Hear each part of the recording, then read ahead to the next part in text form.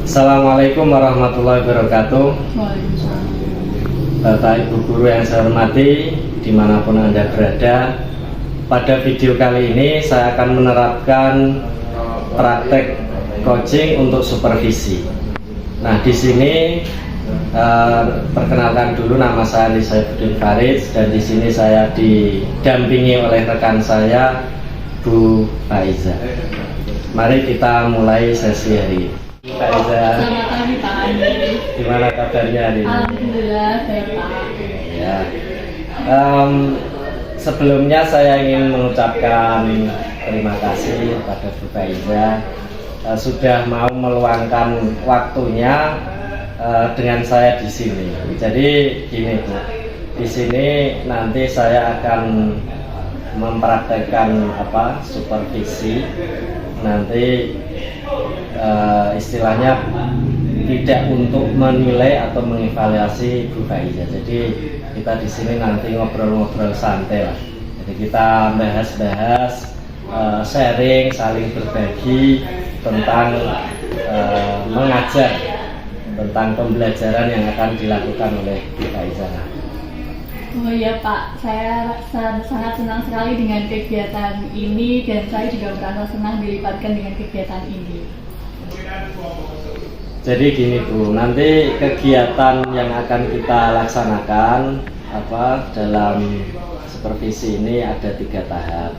Ada kegiatan pra observasi, terus nanti observasi di kelas, kemudian pasca observasi.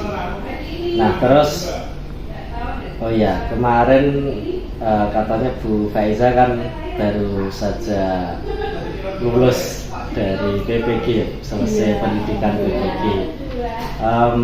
Boleh sharing-sharing sedikit Bu, gimana pengalamannya? Oh iya baik Pak, pengalaman saya sih waktu mengikuti PPG itu saya dapat mempelajari ilmu baru ya Pak. Di sana saya itu mempelajari berbagai metode, ada model pembelajaran, kemudian menuangkan ke dalam rencana pembelajaran, termasuk bagaimana merancang pembelajaran yang berpihak pada murid yang efektif Pak. Nah di sini Pak, kadang saya itu merasa khawatir apa saja sih yang sudah saya pahami, yang sudah saya pahami dengan yang saya terapkan di kelas, apakah sudah berjalan sesuai rencana atau belum? Ya, jadi betul Bu. Memang namanya kita melaksanakan pembelajaran itu kadang-kadang ya membutuhkan orang lain untuk melihat bagaimana proses pembelajaran yang sudah kita lakukan. Anggaplah seperti cermin. Jadi kalau kita sedang mengajar, ingin tahu apakah kita itu sudah sesuai dengan yang direncanakan, memang butuh bantuan orang lain untuk memberi masukan gitu, supaya kita menerapkan itu sudah pas ataukah belum. Nah, berarti kalau memang nanti Bu Faiza memang sudah siap untuk kita mengikuti kegiatan supervisi ini, berarti kan kita butuh RPP-nya Bu Faiza. Ini kira-kira sudah ada Bu? Oh iya, ini sudah saya siapkan RPP Pak. Ini juga saya sudah print. Apakah kita bisa memakai RPP ini saja ya Pak untuk minggu depan? Oh iya, ini berarti untuk pembelajaran minggu depan ya Bu? Iya, ini materinya tentang cerita fantasi Pak. Saya ingin sekali setelah mempelajari materi ini, anak-anak bisa mengetahui unsur-unsur cerita fantasi. Mungkin kalau kita memang pakai RPP ini untuk kegiatan supervisi nanti, bisa diceritakan Bu ini bagaimana rencana yang diterapkan di dalam RPP. Oh iya, di RPP itu saya menerapkan model pembelajaran problem based learning dan dengan metode yang beragam dengan pendekatan saintifik, karena saya ingin melihat hal ini akan membuat anak mengalami proses pembelajaran yang konkret, dan saya sebenarnya juga menggunakan pendekatan TPECK atau TPEC, karena saya pikir pembelajaran anak generasi Z ini sekarang itu guru perlu menerapkan teknologi. Kalau begitu, tolong Bu Faiza bisa ceritakan nanti kegiatan pembelajaran yang dilakukan di kelas seperti apa, dan kira-kira itu Bu Faiza inginnya yang diharapkan dari kegiatan tersebut itu siswa mencapai apa, atau mungkin harapan dari Bu Faiza, kompetensi dari siswanya atau diri Bu Faiza sendiri. Oh ya, baik Pak. Pertama-tama saya akan melaksanakan orientasi terlebih dahulu, yaitu berdoa bersama, presensi kehadiran siswa agar mereka itu memiliki sikap religius serta disiplin bagi siswa. Bagi saya, absensi tidak sekedar meningkatkan kesadaran anak dalam disiplin, tapi juga meningkatkan kedekatan pribadi saya dengan siswa. Terus yang kedua, yaitu persepsi. Saya menyampaikan tujuan pembelajaran, kemudian spoiler materi yang akan dipelajari menggunakan video dan tanya jawab. Tujuannya adalah untuk menumpuk komunikasi, Pak, agar murid itu lebih memanfaatkan teknologi dalam pembelajaran, atau tadi yaitu ya Pak, pendekatan TPECK. TPEC. Iya.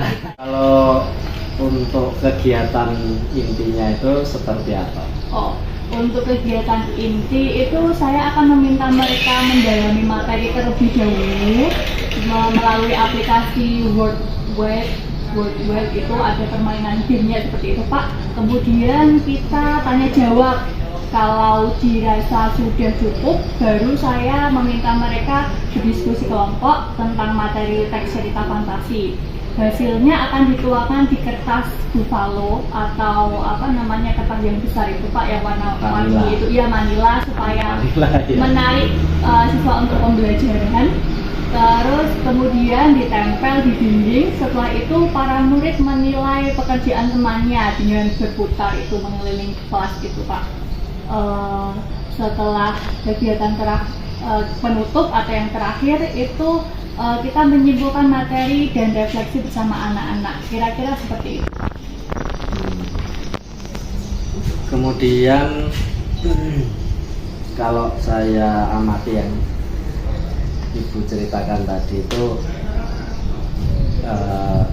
yang sudah Ibu jabarkan dalam kegiatan dalam RPP itu saya kira sudah bagus sekali. Dan kalau saya menilai rencana ini bisa dikatakan sudah sesuai dengan kurikulum Merdeka, yaitu berpihak pada murid, berorientasi pada murid.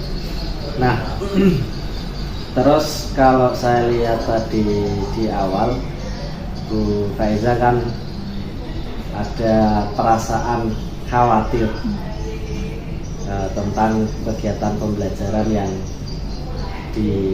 akan dilaksanakan. Apa betul seperti itu? Oh iya Pak, namanya praktek di lapangan ya kan Pak, kadang-kadang itu ada saja kendalanya.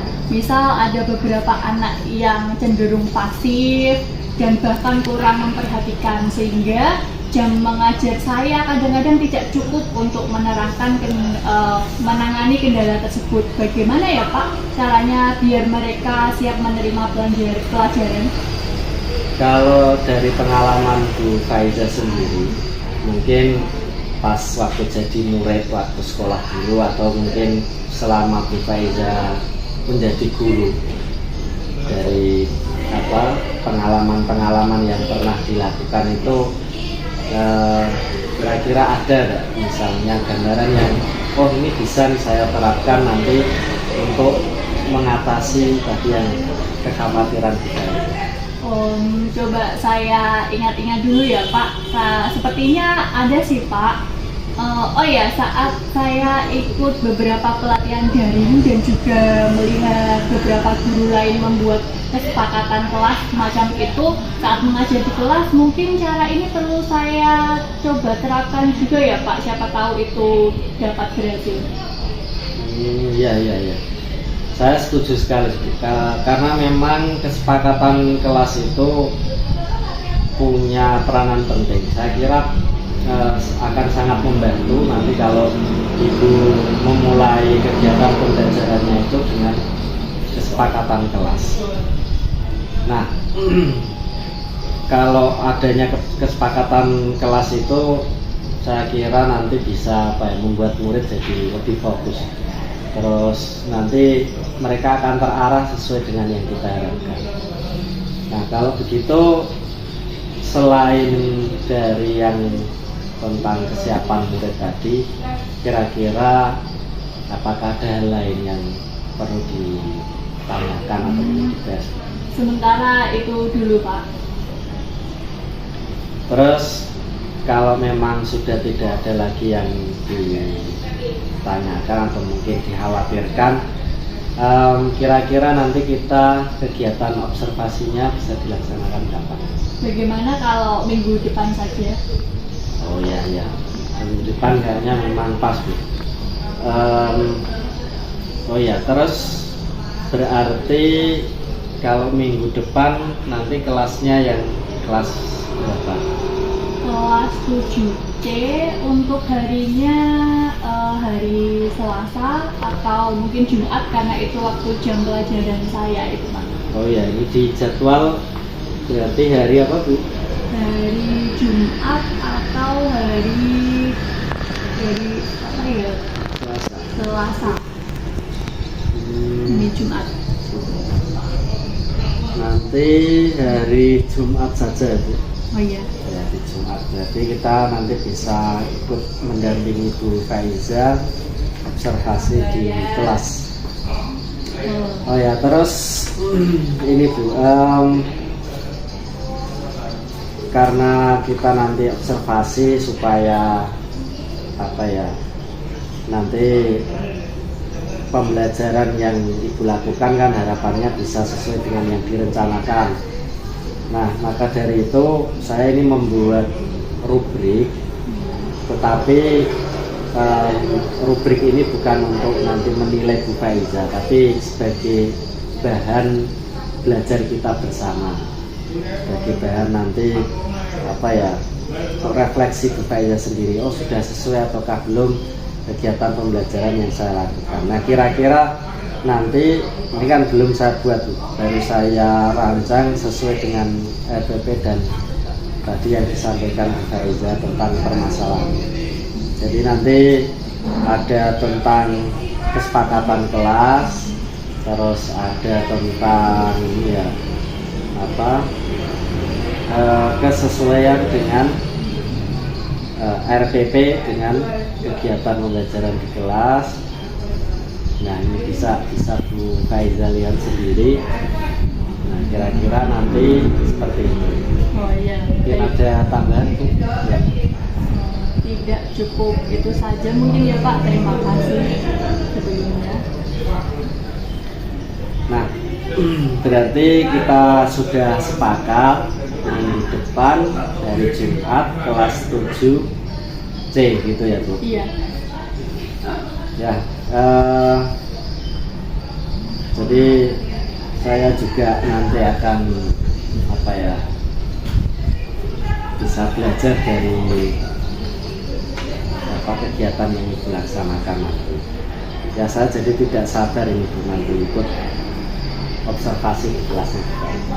Iya Pak, semoga saat observasi nanti kegiatannya mudah-mudahan bisa berhasil dengan lancar. Seperti itu ya Pak. Ya, amin. Semoga bisa sukses lah.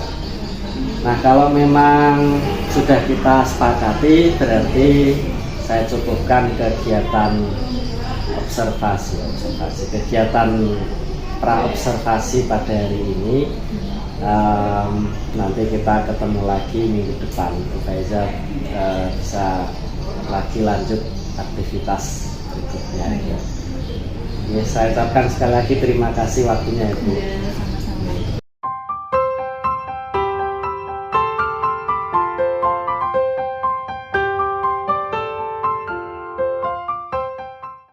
Assalamualaikum warahmatullahi wabarakatuh. Selamat pagi anak-anak. Bagaimana kabar kalian hari ini? Sebelum kita memulai pembelajaran pada hari ini, alangkah baiknya kita berdoa dulu. Siapa hari ini yang bertugas untuk menyiapkan? Oke, siapkan.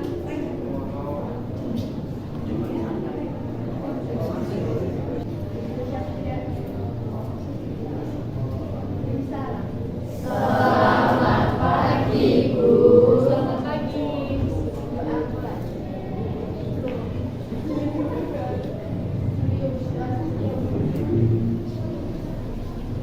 Masih semangat ya?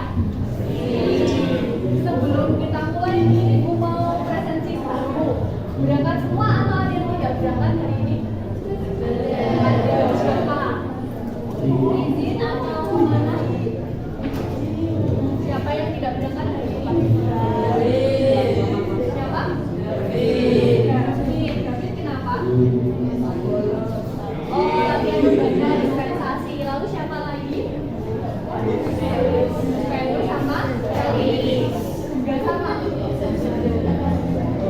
Oh iya, berarti tiga anak ini dispensasi yang berangkat, cuma tidak ikut pelajaran karena ada latihan.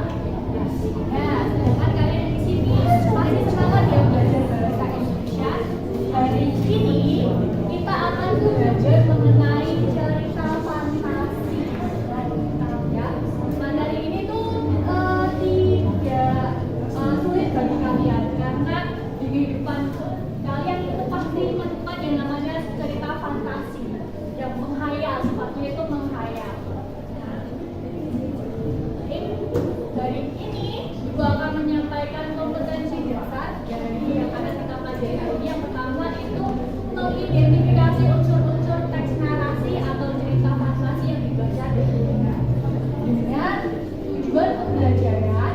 Yang pertama, melalui aplikasi Wordmark, peserta ini dapat menemukan unsur-unsur cerita fantasi dengan cepat.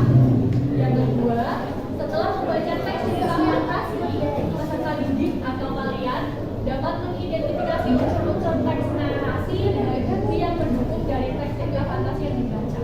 Jadi hari ini kita akan mempelajari mengenai unsur-unsur teks cerita fantasi. Sebelum mempelajari unsur-unsur, kalian akan mengenai aplikasi yang namanya Wordmark. Ini adalah sebuah aplikasi permainan. Di situ permainannya itu ada sebuah pertanyaan yang perlu kamu jawab. Setelah kamu nanti bermain dulu nih sebelum masuk ke materi, setelah itu kamu akan membaca sebuah teks cerita fantasi. Nanti Bu Faiza akan membagikan teks sebuah teks cerita. Setelah kamu baca, kamu identifikasi unsur-unsur teks dari teks cerita fantasi tersebut. Apa itu unsur-unsur teks cerita fantasi?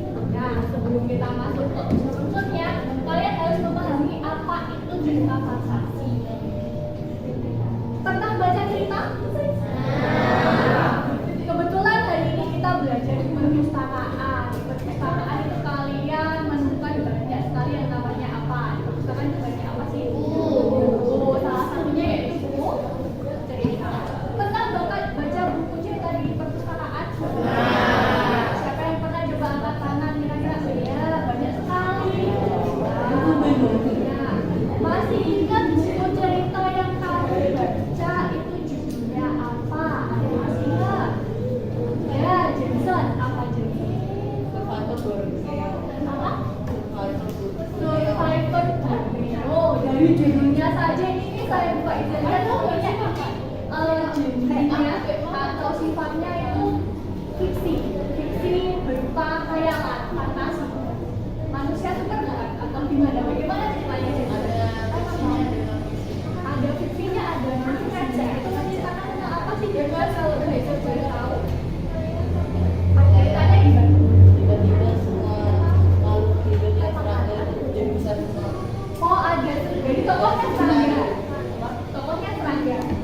Enggak, manusia. Manusia. Cuma yang bertahan. Oh iya, manusia bertahan hidup melawan serangga raksasa. Nah, dari cerita Jason aja nih, ini salah satu contoh dari cerita fantasi. Cerita fantasi itu yang bagaimana sih? Cerita yang sifatnya khayal terus dan tidak mungkin terjadi ya nyata. Ya kan? Seperti tadi yang serangga jadi besar. Apakah kalian melihat serangga yang besar? Jarang ya, meskipun ada tapi tidak melawan manusia. Ya kan? Dan salah satunya seperti ini, coba di sini diperhatikan. Itu kan salah satu buku. Ada juga loh film atau sebuah cerita itu bentuknya film ya. Ini tuh termasuk cerita fantasi. Coba kalian tonton.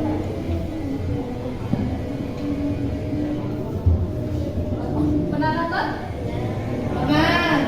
Pernah. Gak ada suaranya.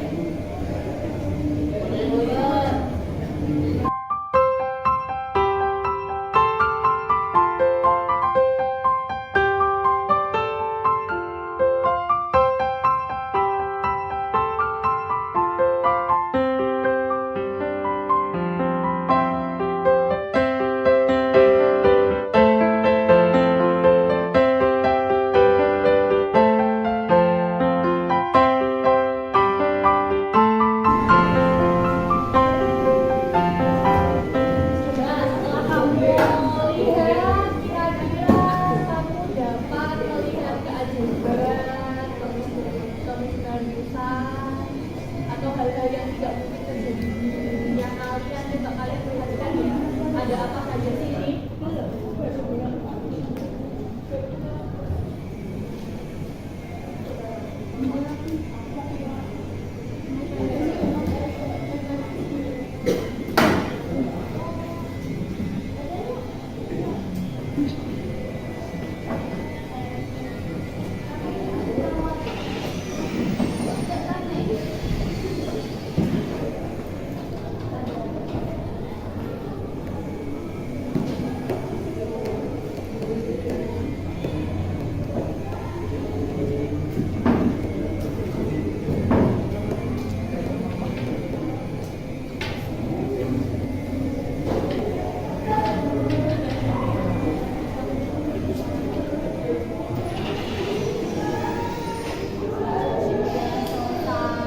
Mungkin di sini ada yang pernah nonton film Harry Potter yang apa namanya sampai selesai?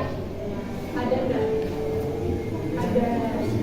Sudah pernah. Ada lagi juga pasti sudah pernah. Sudah juga pernah. Ya kan di sini ada tokoh namanya siapa?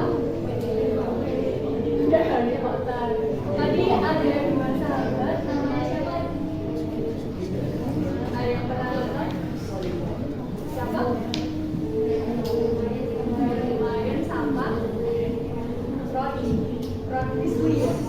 Iya, Ron Weasley. Mereka itu ceritanya bersekolah di mana? Ada yang tahu nggak? Apakah bersekolah di SMP 1? Sekolah di mana? Mereka itu sekolahnya di sekolah sihir. Di sekolah sihir tersebut mereka itu melalui berbagai petualangan. Seperti yang kamu tadi lihat, petualangan Harry Potter itu tidak mungkin terjadi di dunia nyata karena banyak sekali hal-hal yang bersifatnya magic. Karena sekolah sihir itu kan magic. Lalu ada juga hal-hal yang tidak mungkin kamu temukan di dunia nyata. Contohnya tadi kamu melihat videonya ada sapu terbang. Ya enggak, tadi dia ada. Terus ada apa lagi? Ya. Ada apa? Ya bola-bola Pak. Bola-bola ubi. Ada bola, ya bola yang bisa terbang. Lalu ada apa lagi? Iya, raksasa. Lalu ada apa lagi? Mungkin ada yang lihat tadi? Banyak ya. Nah, selain Harry Potter juga ada yang sifatnya cerita fantasi. Contohnya pernah nonton? Kira-kira keajaiban apa sih yang Doraemon miliki? Iya, itu ajaib. Lalu ada juga ini Alice in Wonderland. Nah, petualang dan dunia ajaib. Dan tidak hanya di luar tapi juga di Indonesia juga ada kok fiksi atau cerita fantasi. Contohnya yaitu Anak Rembulan. Mungkin di TV kalian pernah lihat misalnya Ganteng-ganteng Serigala. Pernah nonton? Nah, itu juga sifatnya cerita fantasi. Jadi dapat kita simpulkan bahwa cerita fantasi adalah cerita yang yang tidak nyata, lalu khayalan penulis, lalu bagaimana lagi? Khayalan penulis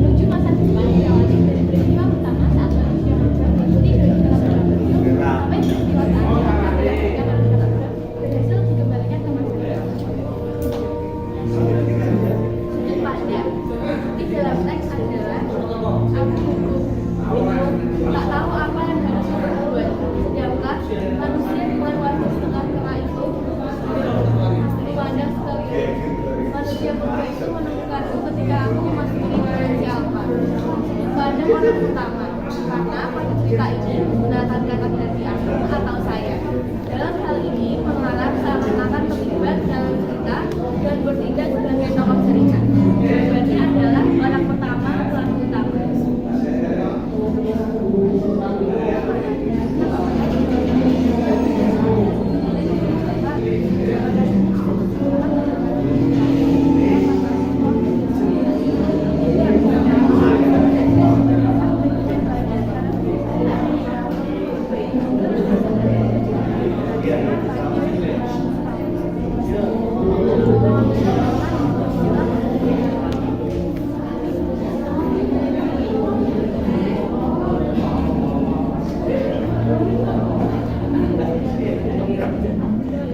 Apakah ada yang ditanyakan? Ada saya mau bertanya. Sekian, terima kasih dari kelompok kami. Nah, selesai sudah kita belajar mengenai unsur-unsur dari cerita fantasi. Dapat kita simpulkan bersama-sama. Yuk kita mari simpulkan sama-sama yang kita pelajari hari ini adalah yang pertama, unsur cerita fantasi itu yang pertama ada apa saja di sini? Yang pertama ada tema, yang kedua ada tokoh dan penokohan. Tokoh di sini itu adalah pelaku dalam cerita ya. Lalu penokohan itu adalah watak dalam ceritanya. Lalu yang selanjutnya ada ya, latar atau setting ini dibagi menjadi 3. Yang pertama latar tempat, yang kedua ada latar, tiga selanjutnya ada alur. Alur itu adalah rangkaian atau jalannya sebuah cerita. Lalu ada sudut pandang, yang terakhir adalah makna. Sudah paham sampai sini? Ada yang ingin ditanyakan? Kalau tidak, bagaimana perasaan kalian setelah belajar dengan cerita fantasi? Apakah menyenangkan atau biasa saja ataukah buruk? Coba kalian ekspresikan dengan tubuh kalian. Kalau misalnya menyenangkan, silakan kalian bentuk tanda hati seperti ini. Kalau misalnya biasa saja, kalian ekspresinya seperti ini, biasa saja. Kalau tidak suka, silakan beri tanda silang ya. Saat ibu tanya bagaimana perasaan kalian hari ini, silakan tunjukkan ekspresi kalian. Ya, bagaimana pembelajaran kalian hari ini? Apakah menyenangkan? Beri tepuk tangan buat kelas 7. Nah, kalau sudah, silakan kalian boleh berkemas-kemas kembali ke kelas. Selamat pagi, selamat siang.